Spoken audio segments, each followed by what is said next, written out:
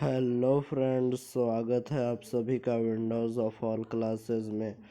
दोस्तों, आप देख रहे हैं क्लास 12th के हिस्ट्री का चैप्टर भक्ति सूफी परंपराएं। तो दोस्तों, वीडियो काफ़ी ज़्यादा इम्पोर्टेंट होने वाला है, इसलिए वीडियो में अंत तक बने रहें और वीडियो को लाइक कर दें, सब्सक्राइब कर दें और चैनल में नए हैं तो चैनल को सब्सक्राइब करें। दोस्तों, चलिए पढ़ते हैं हम अपना पहला टॉपिक, भारत में भक्ति आंदोलन। तो दोस्तों, आज हम जानेंगे भारत में भक्ति आंदोलन कैसे फैला, इसका विस्तार कहाँ से कहाँ तक हुआ दोस्तों, और इनके जो प्रमुख संत थे उनके बारे में जानेंगे दोस्तों। चलिए शुरू करते हैं पहला टॉपिक। अनेक विदेशी आक्रमणकारियों ने भारत पर आक्रमण किए। जब भी भारत पर विदेशी आक्रमण हुए या विदेशियों का शासन रहा, भारतीय संस्कृति और धर्म को बहुत ही आघात पहुंचा, लेकिन हमारी संस्कृति का स्वरूप इन आक्रमणों के बाद भी अक्षुण्ण बना रहा। चलिए दोस्तों, आगे देखते हैं। इस कारण उत्पन्न अव्यवस्था के कारण जब जब भारतीय धर्म और समाज में रूढ़िवाद, आडंबर, सामाजिक बुराइयों आदि ने प्रवेश किया, तब तब धर्म सुधार नायकों ने एक आंदोलन के रूप में उन बुराइयों को दूर करने का संदेश समाज को दिया। हम इन नायकों के बारे में आगे बढ़ने वाले हैं दोस्तों, इसलिए वीडियो को अंत तक देखें। चाहे वह मध्यकाल का भक्ति आंदोलन हो या 19वीं शताब्दी का सामाजिक व धार्मिक पुनर्जागरण, भारत में भक्ति आंदोलन के बारे में जानकारी हम आज देने वाले हैं दोस्तों। दक्षिण भारत से हुई इसकी शुरुआत। इसमें विष्णु के उपासक संतों की महत्वपूर्ण भूमिका रही। भारत में मध्य व पूर्व मध्यकाल में भक्ति आंदोलन के 3 मत अस्तित्व थे। देख लेते हैं भक्ति आंदोलन क्या था। ईश्वर का सानिध्य प्राप्त करने के लिए अनेक तरीके अपनाए जाते हैं। इसके लिए लोग मंदिर, मस्जिद, गिरजाघर जैसे धार्मिक स्थल पर पूजा आराधना करते हैं। सब जानते हैं दोस्तों, सभी लोगों का एक अपना अलग धर्म होता है। हम कह सकते हैं कि ये लोग भक्ति कर रहे हैं। इस तरह भगवान की भक्ति करने का, भगवान को याद करने का एक तरीका इन लोगों ने अपना रखा है दोस्तों।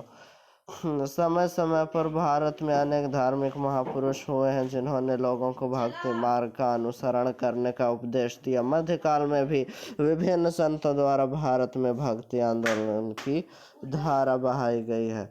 भक्ति आंदोलन का तात्पर्य है दोस्तों कि भक्ति शब्द की उत्पत्ति संस्कृत के भज शब्द से हुई है, जिसका अर्थ भजना अथवा उपासना करना है। जब व्यक्ति सांसारिक कार्यों के विरक्त होकर एकांत में तन्मयता के साथ ईश्वर का स्मरण करते हैं तो उसे भक्ति आंदोलन कहा जाता है और भक्ति करने वाले को ही भक्त कहा जाता है दोस्तों।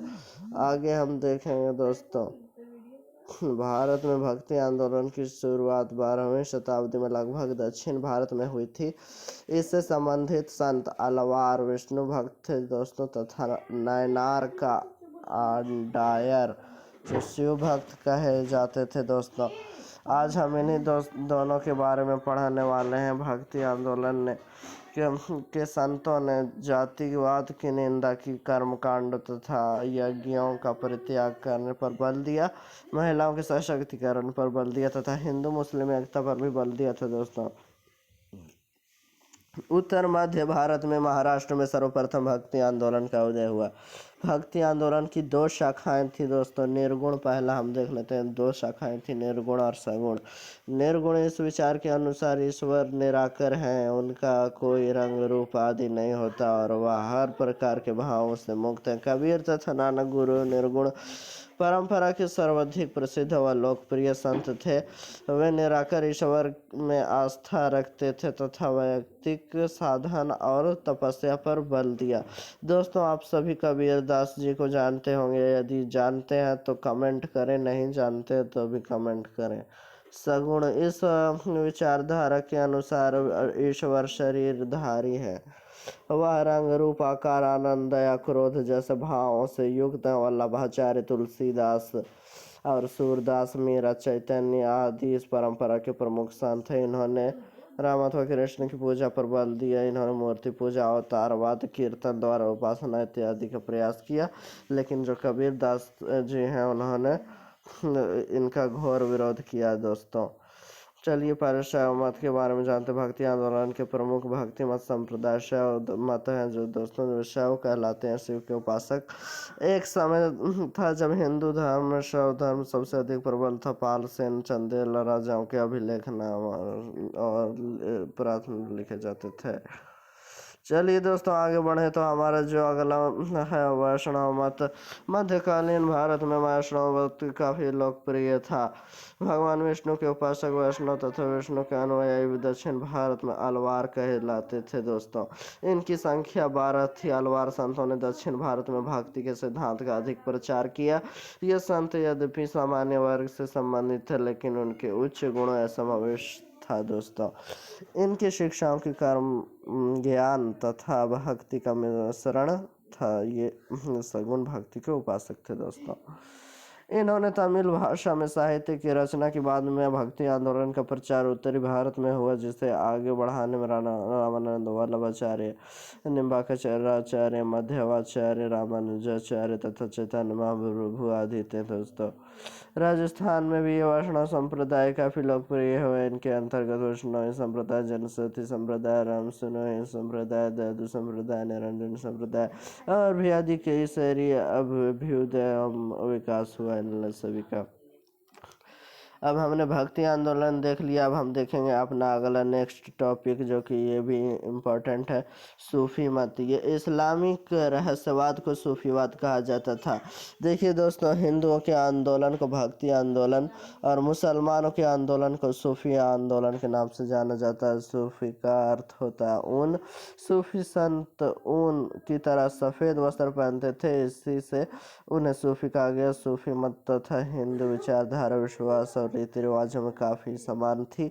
सूफियों के अनुसार विभिन्नता में ईश्वर एकता निहित है, यानी कि ये एक ईश्वरवाद पर विश्वास रखते थे। सूफीवाद के दो प्रमुख लक्ष्य हैं, परमात्मा से सीधा संवाद और इस्लाम के प्रति मानवता का सेवा करना।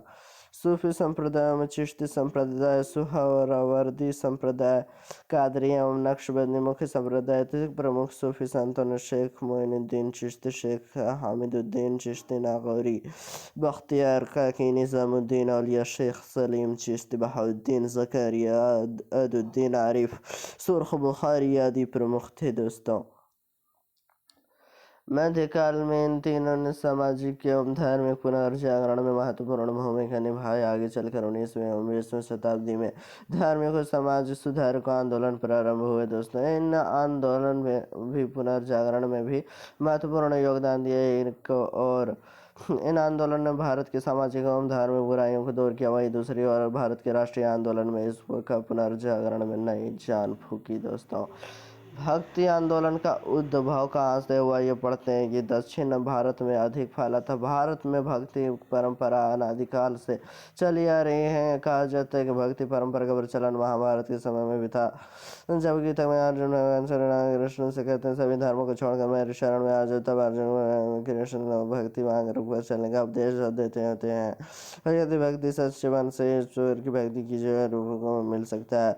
भक्ति के लिए ईश्वर की कई रूप में देखने को मिलते हैं, कई मनुष्य के रूप में तो कई प्रकृति विविध के रूप में। भक्ति आंदोलन के होने के प्रमुख कारण निम्न थे दोस्तों।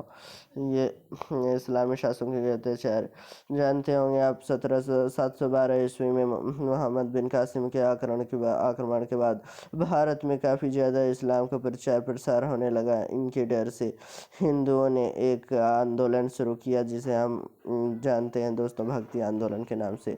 इसके फलस्वरूप हिंदुओं के हृदय में निराशा का संचार हो, परंतु इसी समय भक्ति आंदोलन के प्रादुर्भाव से हिंदुओं में प्रभु आराधना फिर से जागृत हो गई। हिंदुओं में फिर से भगवान के प्रति आस्था व प्रेम का संचार हुआ दोस्तों। ईर्ष्या के कारण वे लोग क्या करने लगे दोस्तों, आश्रय की खोज। इस युग में हिंदू राजनैतिक स्वतंत्रता खोज कर इस्लामी शिकंजे में फंस चुके थे। ऐसे में पराधीनता से बंधन से मुक्त होने के लिए नए मार्ग की तलाश कर रहे थे। वह मार्ग भक्ति आंदोलन के रूप में कहा जाने लगा। सरल मार्ग। देश में मध्य युग के धार्मिक विचारकों ने भक्ति आंदोलन के प्रतिपादन किए, जैसे अद्वैत द्वैता अपेक्षा सरल था। इस मार्ग की ओर साधारण जनता ही आकृष्ट हो गई। वैदिक धर्म की जटिलता। वैदिक धर्म में यह ब्राह्मणवाद की शिक्षा व्यवहारिक होने लगी, साथ ही साथ सिद्धांतों पर आधारित थी जो साधारण की समझ बाहर थी। इसके अलावा बाहरण मरुकांड कर्मकांडों का बोलबाला था। इसके विरोध में एक भक्ति आंदोलन शुरू की गई। चलिए दोस्तों, आज के लिए इतना ही। वीडियो अच्छी लगी हो सब्सक्राइब करें, लाइक करें, कमेंट करें दोस्तों। और हमारे चैनल में नया चैनल को सब्सक्राइब करके जुड़ जाएं दोस्तों। काफ़ी ज़्यादा इंपॉर्टेंट प्रश्न है दोस्तों, आगे की पढ़ाई के लिए कमेंट करें।